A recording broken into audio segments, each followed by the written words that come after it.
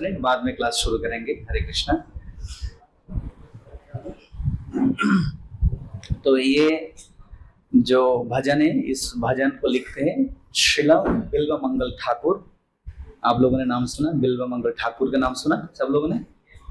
जो बिल्व मंगल ठाकुर एक चिंतामणि वेश्या के प्रति आकर्षित हो गए थे और सभी सद्गुण खो दिया, और बाद में उस चिंतामणि की कृपा से भगवान कृष्ण का दर्शन मिला। और ये जो गोविंद दामोदर स्तोत्रम, ये माना जाता है कि भगवान कृष्ण के अति प्रिय है। जब ये बिल्व मंगल ठाकुर जब ये बिल्व मंगल ठाकुर वृंदावन में बैठकर ये गीत गाते थे, साक्षात भगवान कृष्ण स्वयं आकर ये सुनते थे बिल्व मंगल ठाकुर से। तो ये माना जाता है कि गोविंद दामोदर स्तोत्रम इतने भगवान के प्रिय है कि भगवान को आकर्षित करने की क्षमता है इसमें। क्योंकि बिल्व मंगल ठाकुर आंखों से नहीं देखते थे, पर वो महसूस करते थे भगवान कृष्ण आके सुन रहे थे। तो इसमें से कुछ इस तरह से हम लोग गाते हैं। करतल दो तल है।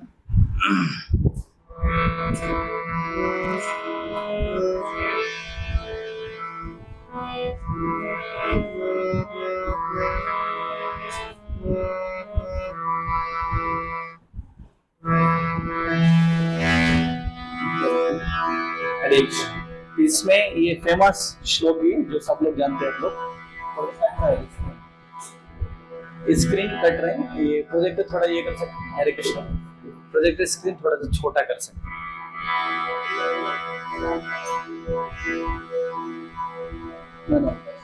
सामने लेकर आना पड़ेगा।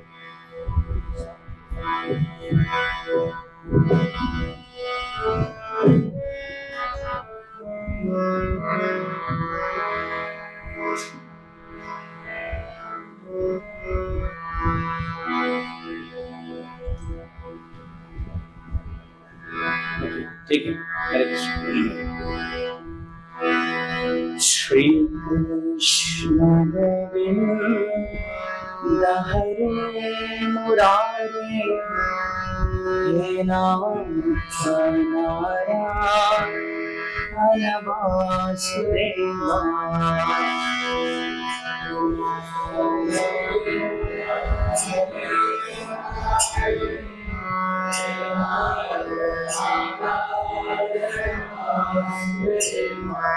श्री कृष्ण गोविंद हरे मुरारे, हे नाथ नारायण वासुदेवा।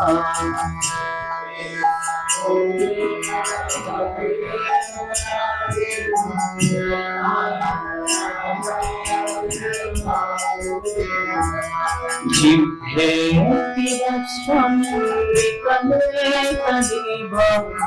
गोविंद दामोदर माधवेति।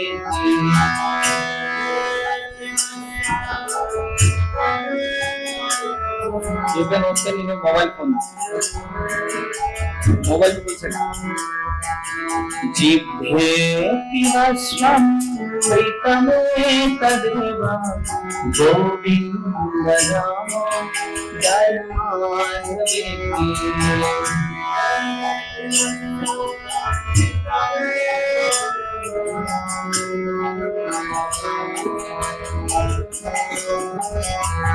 गोविंद दामोदर माधवेति।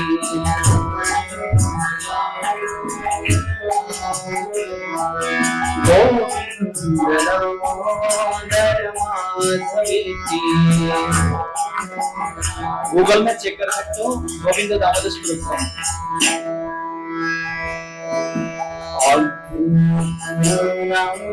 अथ पाण्डवानां दुःशासनेन ऋतवस्त्रकेशा।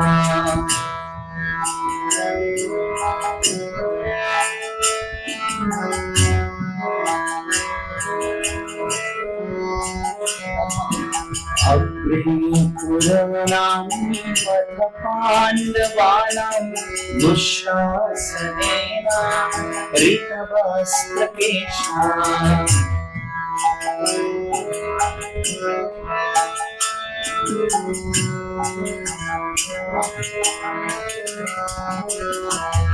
कृष्णा गोविंद दामोदर माधवेति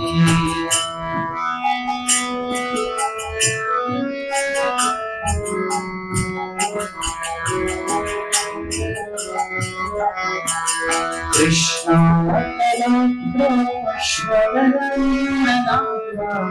गोविंद दामोदर माधवेति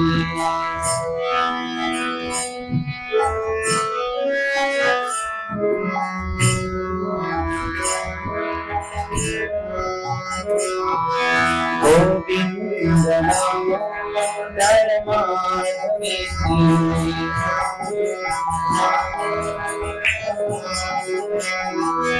गोविंद दामोदर माधवेति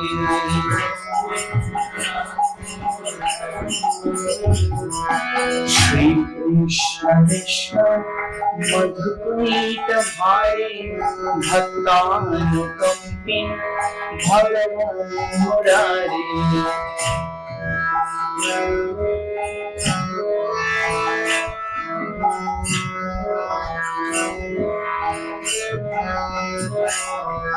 श्री कृष्ण विष्णु मधुकैट भारे भक्तानुकंपी भगवान मुरारी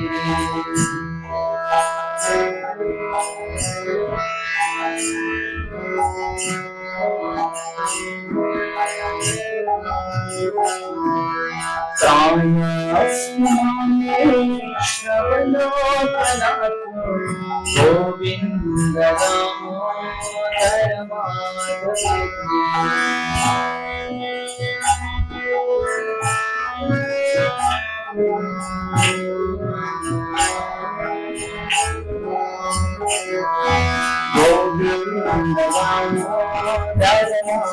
माधवेति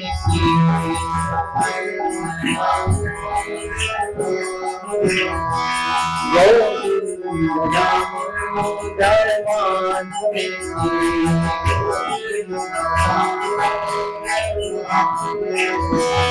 गोविंद दामोदर माधवेति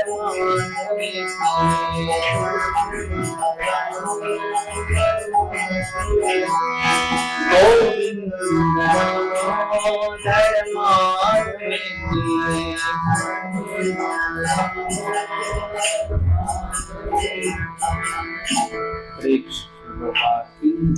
हरिनाम संकीर्तन की बहुत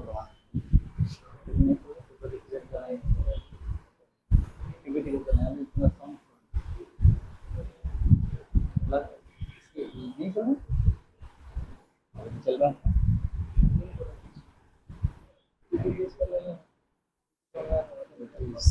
कॉम्प्लिकेटेड चलेगा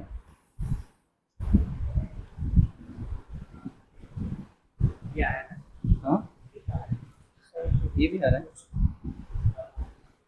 ये स्कैम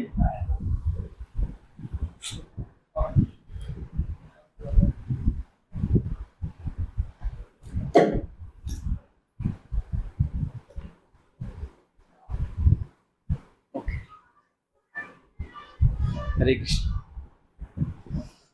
हरे कृष्ण। अभी भक्ति सर्टिफिकेट का टाइम अभी था मुझे पता है अभी यूथ क्लास है उसके बाद। हरे कृष्ण। ओम अज्ञानतिमिरान्धस्य ज्ञानाञ्जनशलाकया चक्षुरुन्मीलितं येन तस्मै श्रीगुरवे नमः। नमो ओम विष्णुपदाय कृष्णपृष्ठाय भूतले श्रीमते भक्तिवेदांत स्वामिनिति नामिने। नमस्ते सारस्वती देवे गौरवाणी प्रचारिणे निर्विशेष शून्यवादी पश्चात देशतारिणे पंचाकल्पतरुभ्यश्च कृपा सिन्धुभ्यैव च पतितानां पावनेभ्यो वैष्णवेभ्यो नमो नमः। श्री कृष्ण चैतन्य प्रभु नित्यानंद श्री अद्वैत गदाधर शिवासदि गौरभक्तवृंद। हरे कृष्णा कृष्ण कृष्ण हरे हरे हरे राम राम राम हरे Krishna. Extremely happy to be here. Bhakti Vriddhi camp of ISKCON Youth Forum Bhubaneswar. सातत्य प्रभु और बाकी सब भक्तों का धन्यवाद देना चाहते हैं मुझे इनवाइट करने के लिए. आवाज आ रही है पीछे तक? हरे कृष्ण. तो आज हम एक टॉपिक चर्चा करेंगे, आर्ट ऑफ टॉलरेंस पर हम चर्चा करेंगे आज.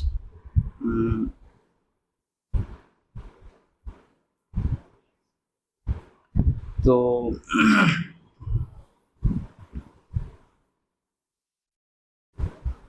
ये काफी इंपॉर्टेंट टॉपिक है. रूप गोस्वामी उपदेशामृत में भी कहते हैं टॉलरेंस पैशंस के बारे में. उत्साह निश्चय धैर्य, ये बहुत ही इंपॉर्टेंट गुण है भक्तों के लिए. और टॉलरेंस जो है, टॉलरेंस और पैशंस में जरा सा थोड़ा सा डिफरेंस है.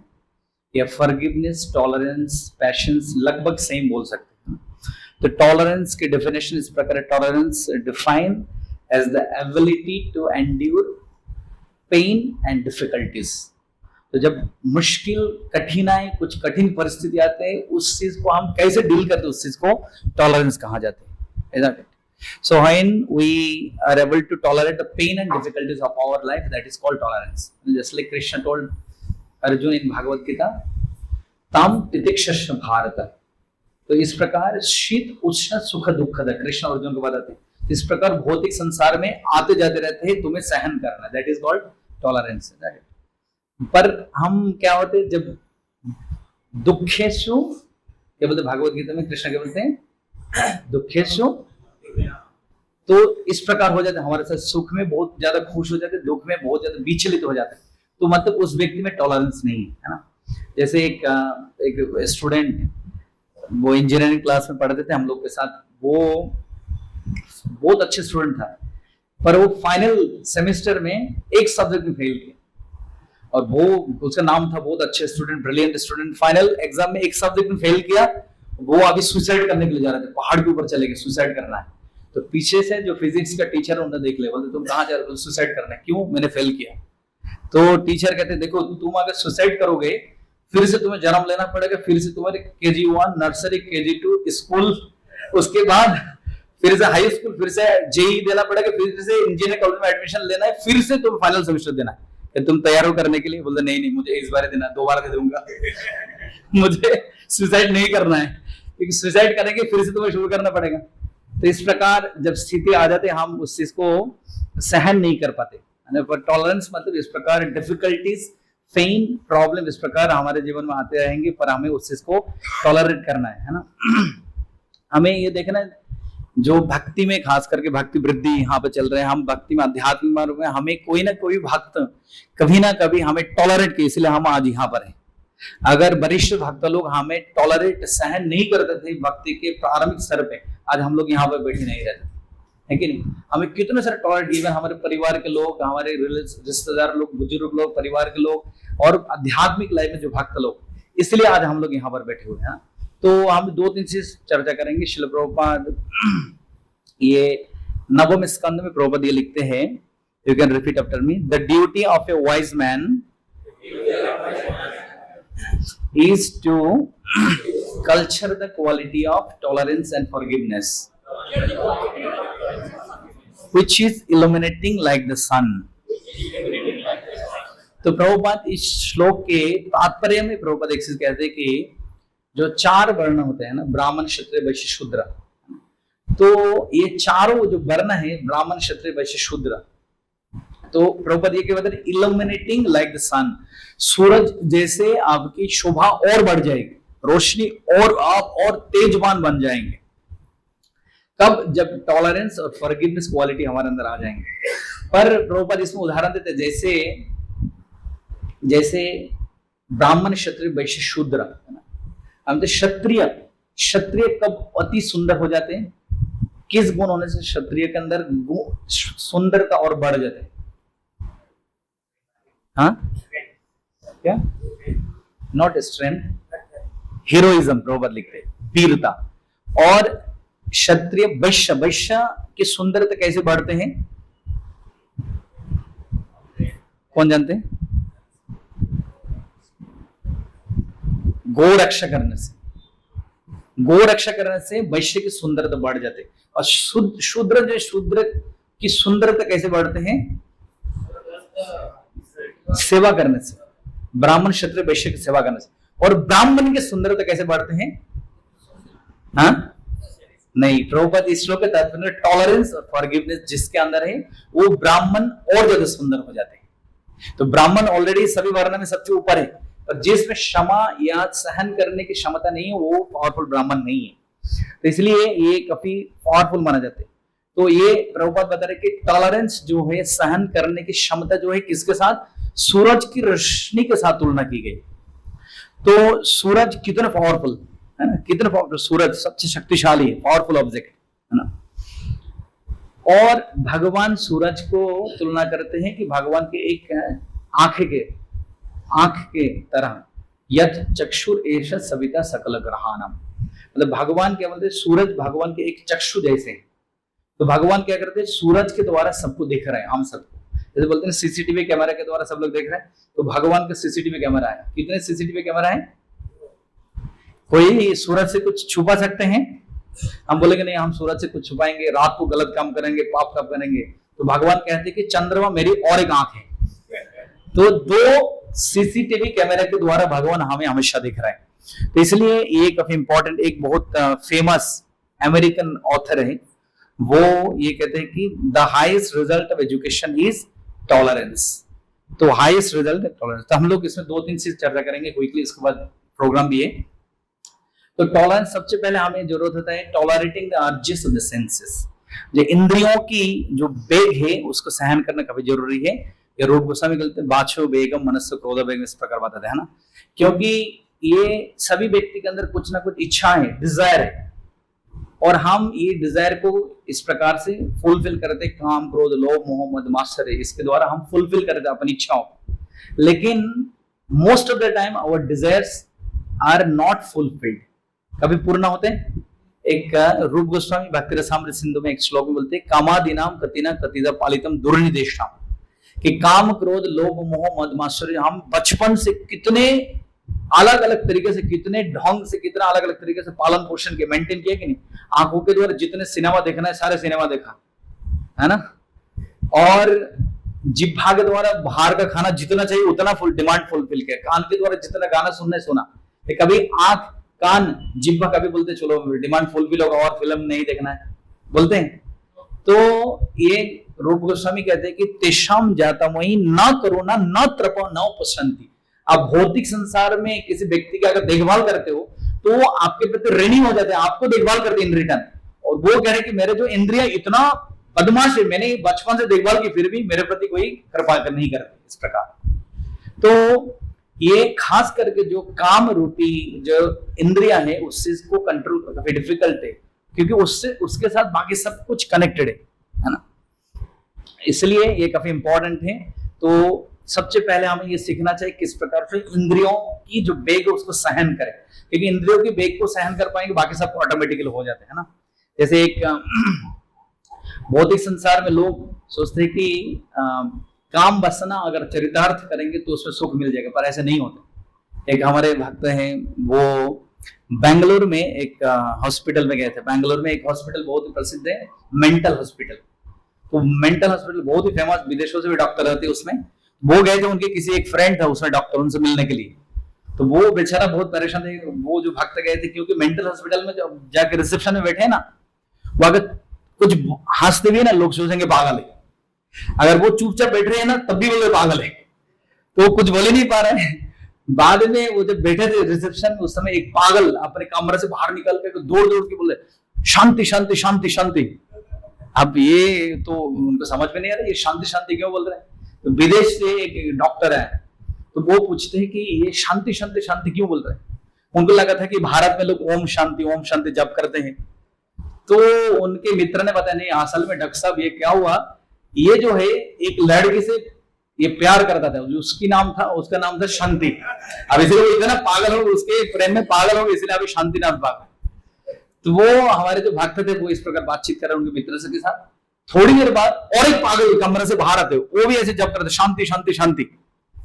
अब ये डॉक्टर बोलती क्या ये भी शांति शांति जप कर रहे हैं, इसके भी गर्लफ्रेंड शांति था क्या? तो उनके रिश्तेदार कहते नहीं, शांति जिसके साथ भाग के गए वो ये लड़का है, और ये शादी करने में ये और ज्यादा पागल हो गया। तो इस प्रकार भौतिक संसार में जो काम वासना ये फुलफिल नहीं होते, इसलिए भगवान कृष्ण अर्जुन से कहते हैं त्वाम तितिक्षुष भारत। तो जब कामना होते हैं, भगवत गीता में कृष्ण क्या बोलते हैं कि जब मन में, भगवत गीता में कृष्ण कामात क्रोधात अभिजायते, है ना, तो काम से क्रोध आ जाते हैं जब काम वासना चरितार्थ नहीं होते ना। जैसे अभी मैं 5-6 महीने पहले उसमें था बांग्लादेश में, तो उस समय फीफा वर्ल्ड कप चल रहा था, अभी बीच में था ना 5-6 महीने पहले, तो उसमें मेसी क्या रोनाल्डो इस प्रकार यहाँ पे देखते उड़ीसा में। तो एक व्यक्ति था, उस समय मैं जा रहा था, तो किसी ने बताया कि वो जो कतर में हो रहा था ना फीफा वर्ल्ड कप, तो वो आई थिंक हाँ तुकरम भी थी मेरे साथ। तो उस समय ये वो एक व्यक्ति ब्राजील और अर्जेंटीना दोनों के सपोर्टर के बीच में हमेशा घमासान होता है। तो ब्राजील का सपोर्टर था, उसने उनके घर से उनके ससुराल तक 10 किलोमीटर ब्राजील का झंडा लगा दिया। मतलब वो रिकॉर्ड करना चाहते थे, मैं ब्राजील का सबसे बड़ा फैन है।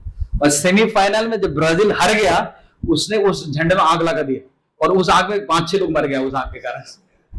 तो कहने का मतलब काम जब चरितार्थ नहीं होते, काम जब फुलफिल नहीं होते, तब व्यक्ति क्या करते हैं, क्रोधित हो जाते। तो इसलिए ये एक इंग्लिश में कहावत है, anger is 1 letter short of danger. बोलिए, एंगर इज, तो ANGER और D लगा देंगे तो क्या हो जाएगा, डेंजर।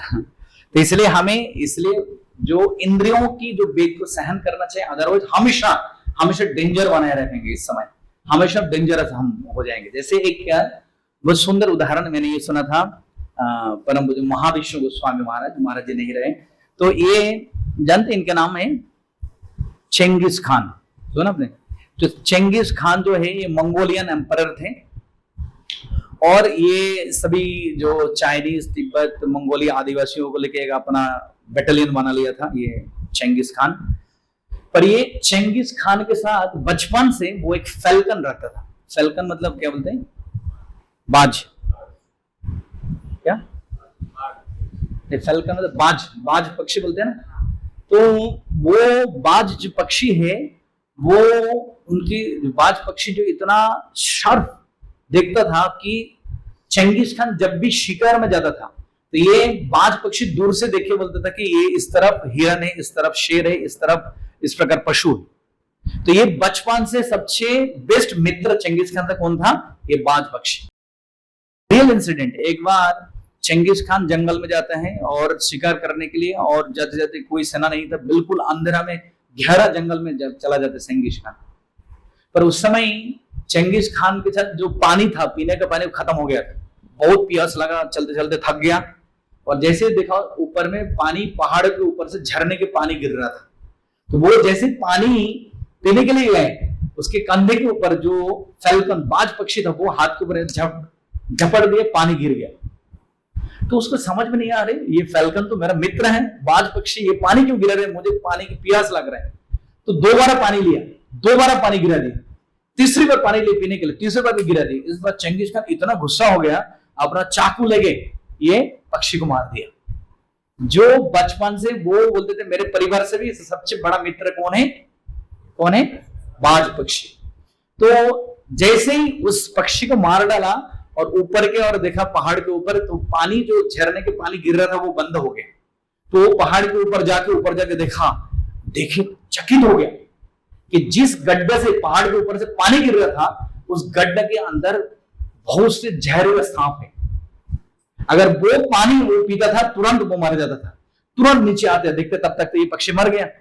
तो रोने लगे कि मेरा जो मित्र है, जो पक्षी मेरा इतने शुभचिंतक है, मुझे बचाया और मैंने पक्षी को मार दिया, क्रोधावेश।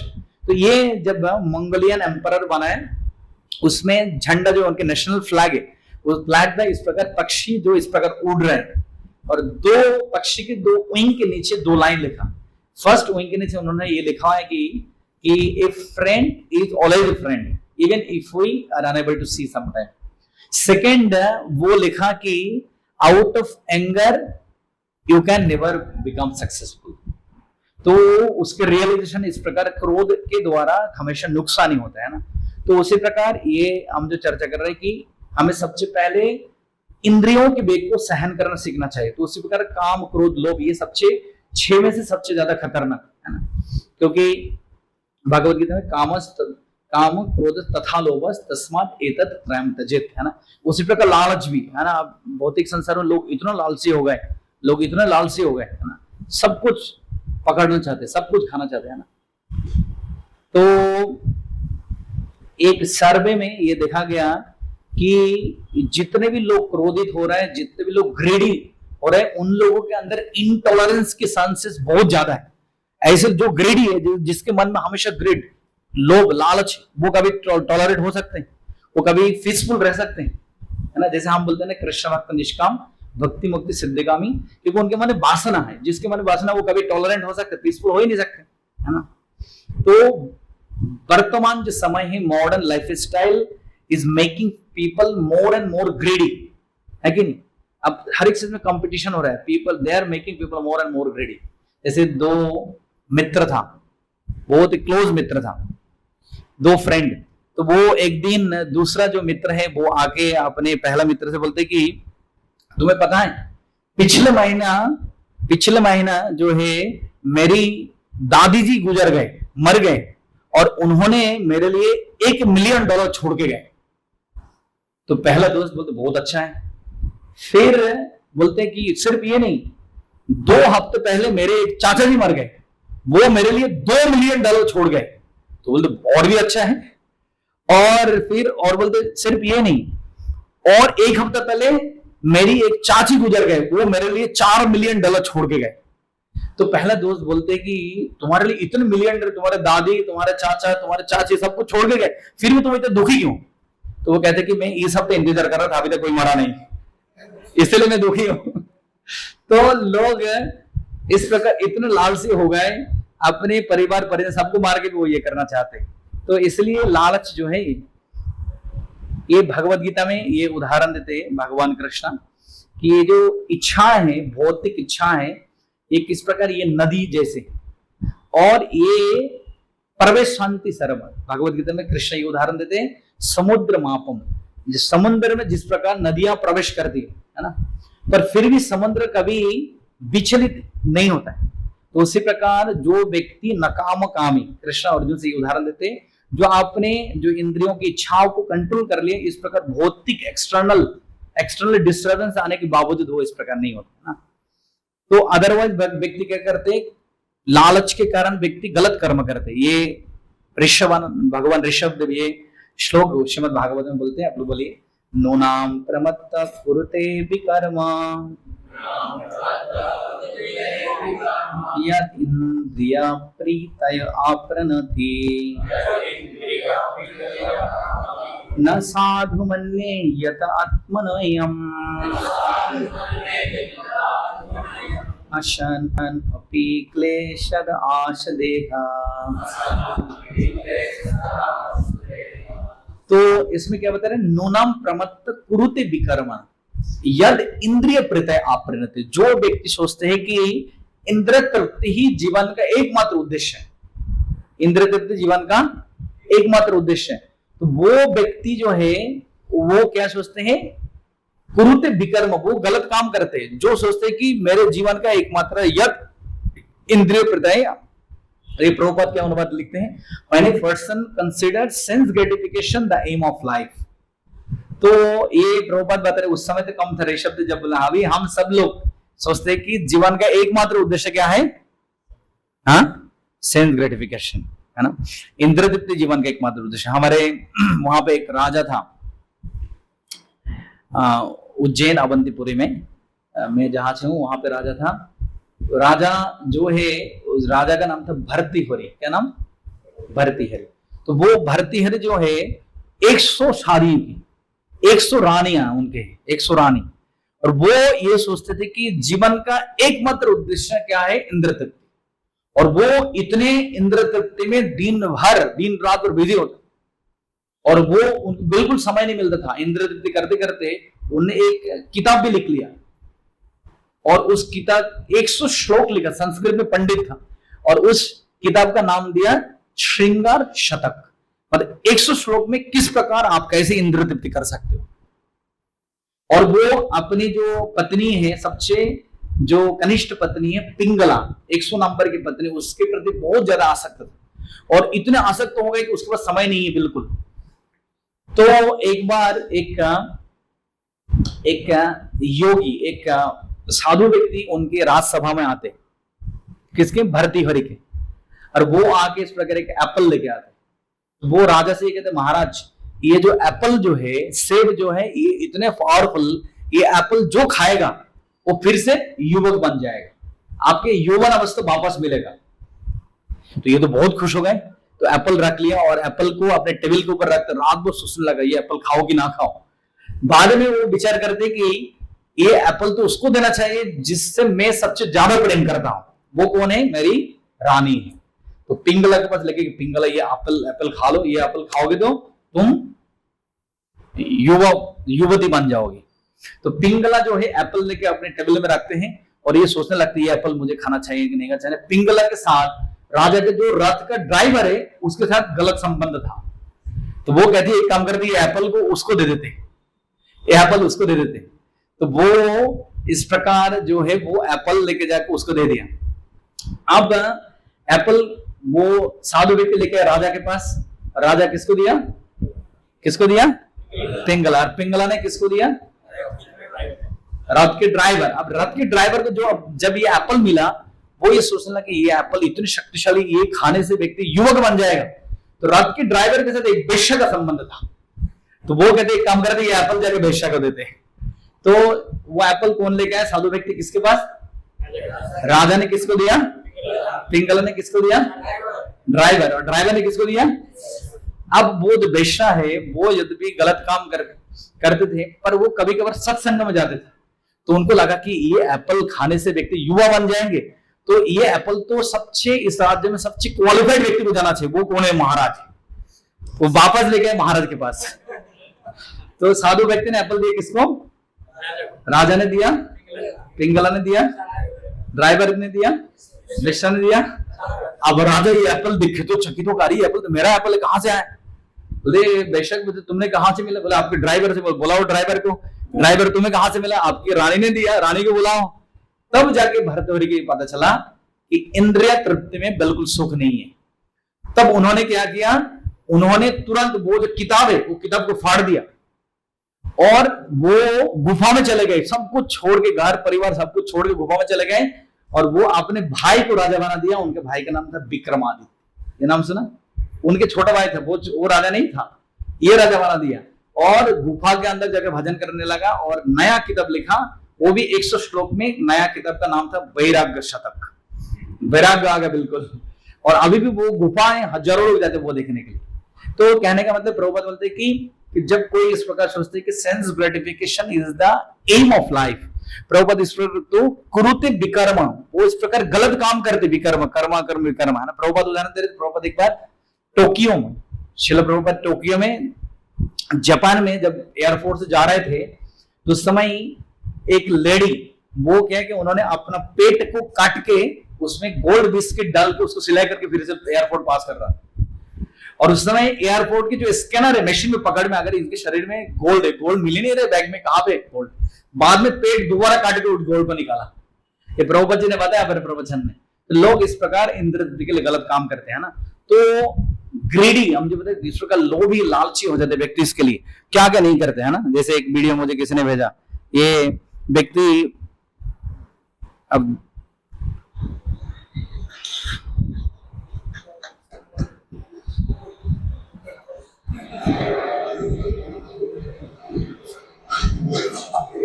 समझ आया।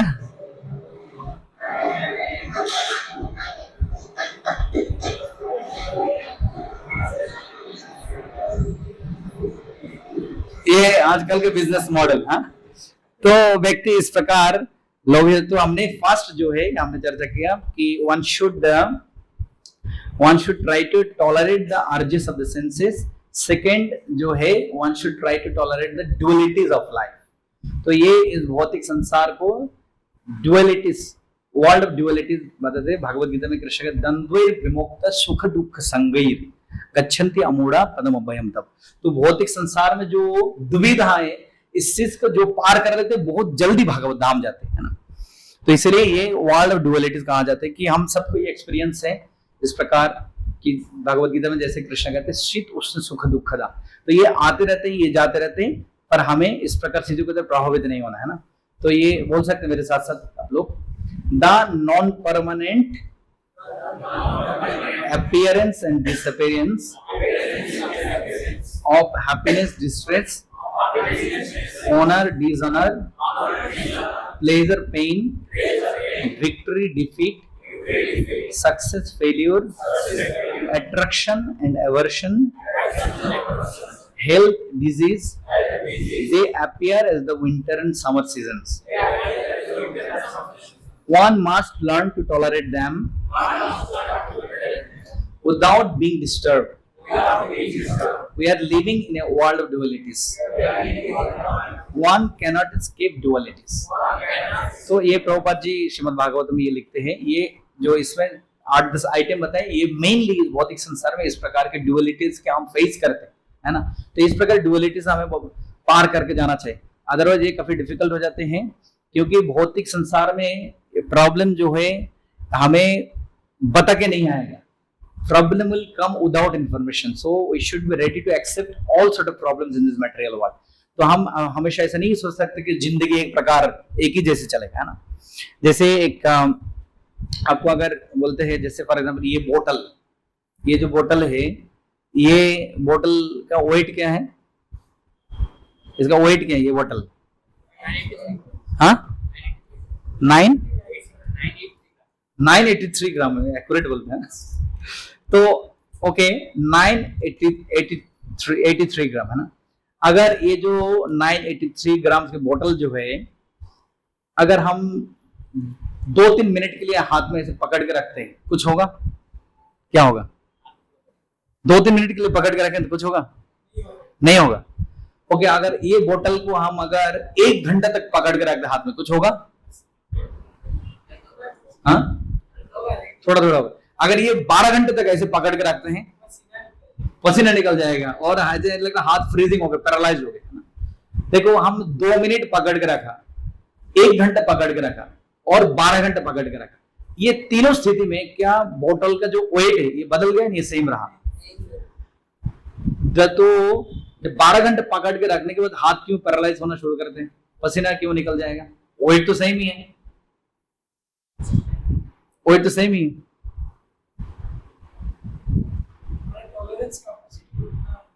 टॉलरेंस कैपेसिटी उतना नहीं है। और एनी अदर ऑब्जर्वेशन कि जब हम 2 मिनट पकड़ के रखते, 1 घंटा पकड़ के रखते, 12 घंटे पकड़ के रखते, वो एक तो सेम ही है, कभी कम ज्यादा नहीं हुआ।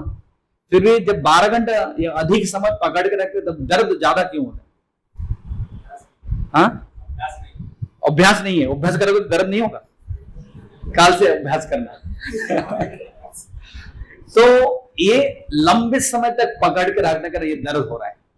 तो ये भौतिक संसार में ड्युअलिटी प्रॉब्लम भी उसी प्रकार है। आप जितने देर तक अपने सर पे रखोगे, अपने अंदर रखोगे, उतना दर्द करेगा। आपके अंदर आएगा तुरंत उसको ये झटका लगा फेंक देना चाहिए। अब अगर नहीं फेंकेंगे प्रॉब्लम हो जाएगा। हमारे साथ एक बहुत पहले एक बहुत वरिष्ठ वक्त थे, करीब बहुत सीनियर वक्त, तो वो मीटिंग करते थे, टीएमसी मीटिंग वगैरह करते थे। मीटिंग के बाद मीटिंग में थोड़ा बहुत झगड़ा विवाद हो जाते, एक दूसरे के साथ कन्फ्लिक्ट हो जाते, तो शाम को जाके वो आधा घंटा आंखें बंद करके कुछ करते। तो प्रभु आप मीटिंग के तुरंत बाद जाके आंख क्यों बंद करते? बोलते मीटिंग में जो कुछ हो उसको झाड़ के फेंक रहा हूँ आप, ताकि मैं अगले दिन से नया करके शुरू कर पाऊं। तो अदरवाइज ये प्रॉब्लम क्या होता है भौतिक संसार में, हम इस प्रकार सोचते हैं कि जो भी प्रॉब्लम है हमें तुरंत सोल्यूशन करना चाहिए। ऐसा नहीं होता भौतिक संसार में। प्रॉब्लम आते रहेंगे, हमें उसको सहन करना है। लेकिन मॉडर्न जो एजुकेशन सिस्टम वो हमें ये शिक्षा देते हैं कि इमीडिएट सोल्यूशन है कि नहीं, हर एक चीज के लिए fast fast fast super fast 2G 3G 4G 5G OG, इस प्रकार अलग अलग सोल्यूशन। तो व्यक्ति इसके कारण इंटॉलरेंट हो जाते। जितना सोशल मीडिया, जितना मॉडर्न टेक्नोलॉजी, ये हमको इंटॉलरेंट कर रहा है।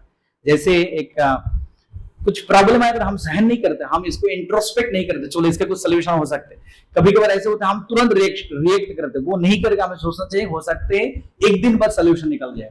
पर हम लोग क्या करते हैं मॉडर्न, मतलब हम तुरंत हमें सोल्यूशन चाहिए, जैसे ये व्यक्ति जैसे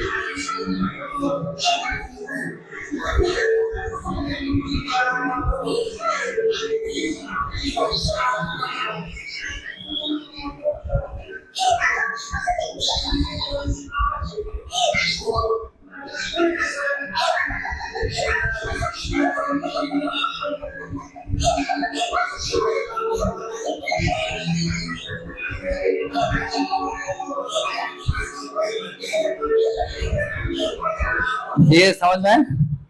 तो ये बंदा जो है उनको क्या करना चाहिए था, पहले इसको तोड़ लेना चाहिए था, बिस्किट को तोड़ के चाय में डुबा के खा लेना चाहिए था। पर भौतिक संसार में हम अधिक दिमाग लगाते, खास करके वर्तमान में। तो हमें सोल्यूशन अगर प्रॉब्लम है तो दिमाग में उसको शेयर करना चाहिए, तोड़ देना चाहिए, उसको फेंक देना चाहिए। अगर नहीं फेंकेंगे ये भारी होते जाएगा, जिस प्रकार ऐसे बोतल के उन्होंने उदाहरण दिया। तो सेकंड जो हम लोग ये चर्चा करें टॉलरेटिंग द ड्युअलिटीज, तो इसलिए हमें ये करना चाहिए कि इस प्रकार की सिचुएशन आते रहेंगे, पर हमें इस प्रकार सिचुएशन में हमें क्या करना चाहिए, टॉलरेट करना चाहिए। हमें ये ध्यान रखना चाहिए कि कितने सारे भक्त लोग, वरिष्ठ लोग, हमारे परिवारों के सब लोग समय समय पर हमें टॉलरेट किया, सहन किया। हम कितने गलती की भक्ति के शुरू में, अभी भी कर रहे हैं। तो वरिष्ठ भक्त लोग कृपा करके ये सहन कर रहे, इसलिए हम आज यहाँ पे, है ना। अगर हम हमें सहन नहीं करते थे, हम इस प्रकार इस जगह में भक्ति कृष्ण भक्ति नहीं करते थे, तो इसलिए हमें भी सहन करना चाहिए बाकी भक्तों को, इस प्रकार, है ना। जैसे एक उदाहरण, एक व्यक्ति अपने जो ऑफिस के जो कॉलीग है उन सबको बुला के एक पार्टी दे रहे उनके घर पे। तो उनके जो छोटा बच्चा है, वो छोटा बच्चा आया तो नया नया स्कूल में जाने लगा। उसको पूछा पिताजी ने एक दिन, ये बताओ 9 × 8 इक्वल कितना है? 9 × 8 कितना होता है? 70। तो उनको लगा कि जो उनके मित्र हैं, मित्रों के सामने अपने बच्चों को दिखाएंगे टैलेंट, वो मैथमेटिक्स सीख रहा है। तो उसने बच्चे ने गलत आंसर दे दिया, बोलते पिताजी 78, 9 × 8 = 78। तो अभी मित्रों के सामने अपमान हो जाएगा कि मेरे बेटे को बिल्कुल बेसिक मैथमेटिक्स में नहीं आते। पर पिताजी ने उनको एनकरेज करने के लिए बहुत बड़ी ताली दी, बहुत बढ़िया, बच्चे बहुत अच्छा किए। तो बाकी जो ऑफिस के मित्र है वो कह रहे कि आपके बच्चे ने गलत बताया, 9 × 8 = कितना होना चाहिए, पर वो क्या बताया 78। आप फिर भी तालियां क्यों दे रहे हैं? तो वो कहते देखो पिछले हफ्ता मैंने मेरे जो बेटे हैं उसको पूछा था 9 × 8 कितना है, वो बताया 88। इस हफ्ते में 78 आ गया, अगले हफ्ते में 72 आ जाएगा पक्का। इसलिए मैं उसको सहन कर रहा था, टॉलरेट कर रहा था। तो कभी कभार हमारे पिता, हमारे बुजुर्ग लोग, परिवार के जो गुरुजन है, इस प्रकार हमें सहन करते, इसलिए हमें वो ध्यान रखना चाहिए। तो लास्ट जो है, हम क्विकली फिनिश करते हैं। लास्ट जो है थर्ड जो एस्पेक्ट है, तो सबसे पहले हमने क्या देखा, tolerating the urges of the senses. Second क्या था, टॉलरेटिंग द डुअलिटीज। तो थर्ड हम लोग ये जाने, tolerating the differences of opinion. और ये बहुत ज्यादा है आजकल, इवन कृष्ण भक्ति में आने के बाद भी हमारे साथ ऐसा हो रहा है, क्योंकि हमें लगता है कि हमें सबसे अच्छे सही तरीके से प्रभुपाद जी को फॉलो कर रहे हैं, वो बोलते हैं हम फॉलो कर रहे हैं, तो इस प्रकार आपस में झगड़ा करते हैं।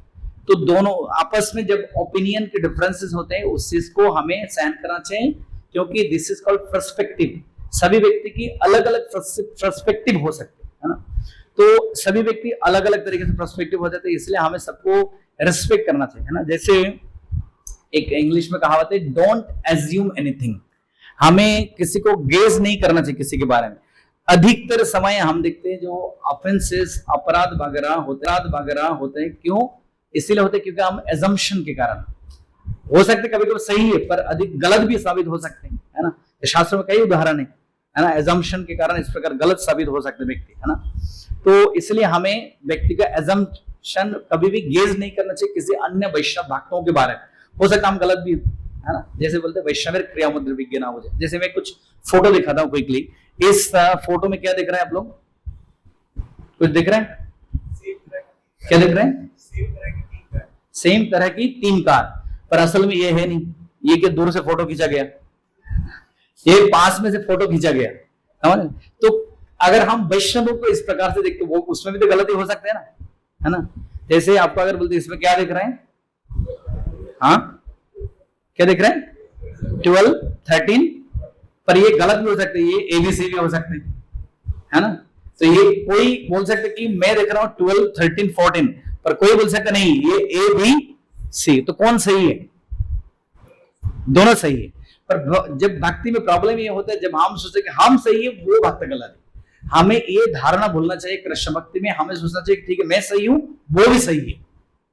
इस फॉर्मूला के साथ हम भक्ति में आगे बढ़ सकते हैं। और अगर कोई जेन्युइनली गलत है तो वो अथॉरिटी है वो देखने के लिए उनको, जैसे अगर हम एज्यूम करते किसी के बारे में तो वो गलत साबित हो सकता है। जैसे ये व्यक्ति के साथ ऐसे हुआ,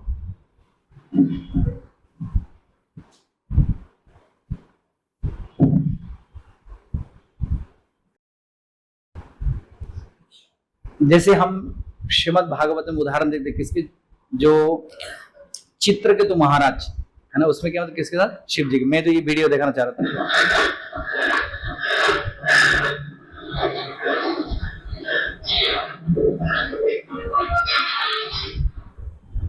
ये व्यक्ति मॉर्निंग वॉक कर रहे हैं,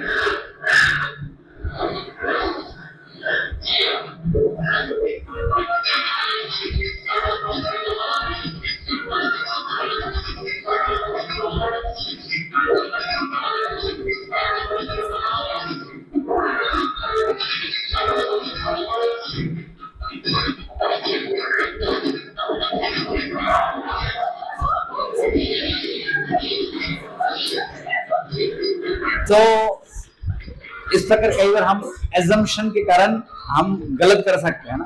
तो खास करके जब हम वैष्णव भक्तों के साथ रहते हैं, हमें एजम्पशन नहीं करना चाहिए। ये इस प्रकार हो जाएगा 9 या 6, क्या है इसमें 6 या 9, हाँ? अगर 6 9 लेके हम झगड़ा करेंगे, लड़ाई करेंगे तो हम कभी सक्सेसफुल नहीं होंगे ना। तो इसलिए हमें क्या करना चाहिए, भक्तों को पॉजिटिव इंटेंशन को देखना चाहिए, हमें नेगेटिवली एज्यूम नहीं करना चाहिए किसी भक्तों के बारे में, खास करके, है ना। वो सही साबित हो सकते। और लेकिन प्रॉब्लम होते है कि ये सब सारे फिलोसफी सुनने के बाद भी जब कोई हमारे साथ कुछ गलत करते हैं तब हम उनको सहन नहीं कर पाते। कृष्ण भक्ति में ऐसे हो जाए, भक्ति में आने के बाद भी उनको हम बिल्कुल भी सहन नहीं करेंगे, ऐसे बोल देते हैं भक्त लोग, हम बिल्कुल उनको क्षमा नहीं करेंगे। तो हम ऐसी जगह में आ जाते हैं, हमें लगता है कि क्षमा करना चाहिए कि नहीं करना चाहिए, ऐसे हो जाते हैं ना। कभी कभार भक्त लोग ऐसे हो जाते हैं, किसी किसी के प्रति इतने नाराज हो जाते हैं उसको चेहरा भी नहीं देखते। वो बोलते कि मैं प्रसाद मॉल में बैठते ना, प्रसाद लेने के लिए मैंने देखा मंदिर में, वो बोलते कि मैं इसके हाथ में डाल भी नहीं लूंगा, वो सर्विस करके तो इसके हाथ में नहीं लूंगा, दूसरा भक्त को बुला के उसके हाथ में प्रसाद लेते। इतना गुस्सा हो जाता है। वो भागवतम क्लास में इधर से जाता है ना, वो उधर से आ जाता है। तो इस प्रकार रिलेशनशिप हो जाते है, क्योंकि हम सहन नहीं कर पाते, टॉलरेट नहीं कर पाते। हमें भक्तों के अंदर ये अच्छा गुण देखना है, कभी भी हमें गलत गुण नहीं देखना। सभी भक्तों में कुछ अच्छा ना अच्छा गुण है, तो हमें इसलिए सबको ये रेस्पेक्ट करना चाहिए, है ना। लेकिन अगर हम किसी को टॉलरेट नहीं कर रहे, क्षमा नहीं कर पा रहे, तो हम एक प्रकार से क्या हो रहा है, मन के अंदर हम एक प्रकार से हमेशा दुखी रहेंगे। उस व्यक्ति को देखने से मन में जलन होगा, ना हम जप कर पाएंगे ना भक्ति कर पाएंगे। जैसे उस भक्त को देखेंगे, इसलिए मन से अगर निकल देंगे बहुत अच्छा हो जाए। तो हमारे वो सार्वभौम कहते हैं कि हम भक्तों के बीच में कभी कभार रिलेशनशिप इतना खराब हो जाता है, हम बोलते कि मैं तो इस भक्तों को आंखों से भी नहीं देखना चाहता हूँ, मेरे आंखों के सामने से चले जाओ, ऐसे बोलते ना कभी कभार। तो बोलते आप आंखों से नहीं देखना चाहते हो, पर हृदय में 24 आवर उनको लेके घूम रहे हो। तो दूर करना है तो डिलीट करना है तो हृदय से करो, आप तो आंखों के बाहर नहीं है, हृदय में 24 आवर उनके बारे में सोच रहे हो। तो इसलिए वो ये जरूरी है, अगर हम उस चीज को भूल जाएंगे, क्षमा कर देंगे, सहन करेंगे, तभी हम भक्ति में आगे बढ़ सकते हैं। तो इसलिए काफी इंपॉर्टेंट है। तो और एक जस्ट लास्ट में ये बताता हूं, एक स्टोरी एक काफी इंपॉर्टेंट है। जैसे ये उदाहरण आते हैं, एक महाराष्ट्र में एक थे एकनाथ महाराज, तो वो इस प्रकार उदाहरण देते थे कि कभी वो किसी के प्रति क्रोध नहीं करते थे। तो इसलिए हमें क्या करना चाहिए, तो वो ये जो उदाहरण आते हैं इसमें मतलब वो उनके ऊपर ऐसे 100 बार थूका गया, फिर भी उन्होंने कभी क्रोध नहीं किया। तो उन्होंने जाके नदी में स्नान कर गए, हरे कृष्ण। इसलिए सलादेव स्वामी महाराज की, श्री राधे श्याम प्रभु की, हरे कृष्ण। शिल प्रभुपाद की, सामवेद भक्तवृंद की, गौर ब्रह्मानंदे, हरि हरि बोल।